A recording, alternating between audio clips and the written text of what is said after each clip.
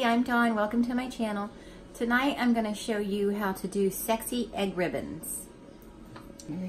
So you want to take like a nice big skillet, ideally a square skillet. And this is a little bigger than what I need because I'm not making a whole bunch. I'm just making enough to show you what I do. And first I'll show you just a straight up egg kind. You just like you're gonna scramble eggs. And you wanna whip it up really good to where when you lift your fork, it's not all snotty. Like it doesn't like, it's not like that, it just drips like a liquid.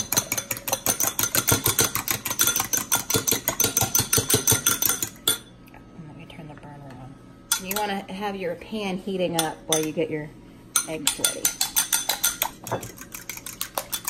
All right, so I have 2 eggs right here. I'm just whisking up.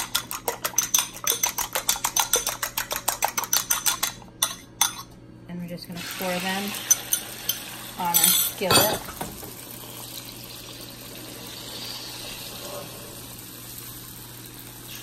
Super duper hot. And we're just gonna kind of swoosh it around like this very carefully, because we're not gonna flip this to cook the other side. So we gotta make sure the egg gets cooked all the way through without burning the bottom. It's okay if it turns a little brown.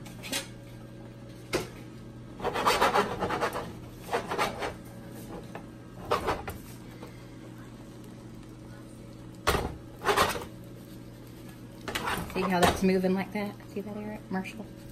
That means it's nice and loose and it's not sticking. And you could also separate your eggs and do just the yellow part, do the yolks, and then do the whites separately, or separate them, whip them up, and pour them in to make a marbly effect. But I'm just showing you this way. I was going to show you all the ways, but I mean, it's pretty easy to understand, I think.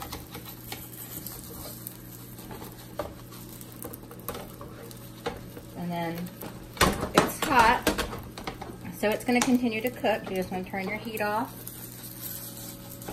and be very careful not to let the egg fold up too much, because while it's hot, it might stick to itself. And we're going to let that cool off before we cut it into the ribbons. Now, you can take the eggs, like I said, and separate them and whisk the whites and the yolks separately, and then pour them in to make a marbly effect, or do them separate and have just the whites and just the yolks. I did a whole egg.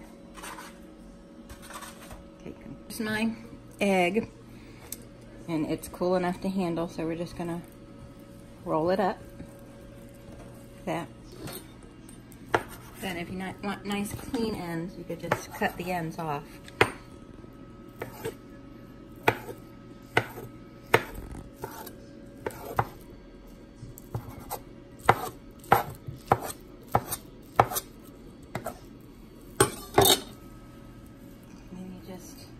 Loosen them up, and then they're good to go on top of rice or noodles, or on top of like some type of Asian soup or something.